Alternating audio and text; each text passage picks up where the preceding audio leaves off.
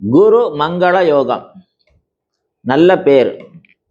குருவும் செவ்வாயும் ஒரு ஜாதகத்துல எங்க வேணாலும் இருக்கலாம். அப்படி சேர்ந்து இருக்கிற பட்சத்துல குரு இருக்கிற நட்சத்திரத்தை தாண்டி செவ்வாய் பகவான் இருக்காருன்னு வச்சுப்போம்.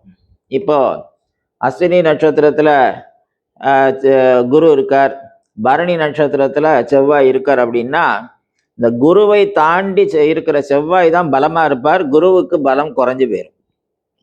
குரு மங்கள யோகம் இந்த மாதிரி இருந்தது அப்படின்னா இவங்களுடைய வாழ்க்கையில எடுக்கிற முயற்சிகள், படிப்பு, உயர்வான விஷயங்கள், இவங்களுடைய திறமைகள் இதெல்லாமே வெளிப்படும். ஆனா யாராவது ஒருத்தர் சொல் பேச்சு கேட்டு இவங்க நடக்க வேண்டிய கட்டாயம் வந்துடும்.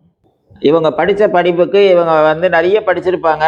ஆனா இவங்களுக்கு கொடுக்க வேண்டிய பதவியை கொடுக்காம ஒரு டி கிரேட்ல இருக்கக்கூடிய ஒரு சாதாரண பதவியை கொடுத்துருவாங்க. அப்ப அவங்க மன கஷ்டத்தோட வேலை பார்க்கணும். அதே மாதிரி வீட்டுக்கு மூத்தவங்களா பிறப்பாங்க. ஆனா அந்த மூத்தவங்கிற அந்த மரியாதை அவனுக்கு கிடைக்காம போயிடும். அவரால் அவருடைய வருமானத்துல அவர் சம்பாத்தியத்துல தான் உடம்பிறந்தவங்களுக்குலாம் எல்லாம் நிறைய செய்வாங்க. ஆனா அவங்களுக்கு நல்ல பேரே கிடைக்காது.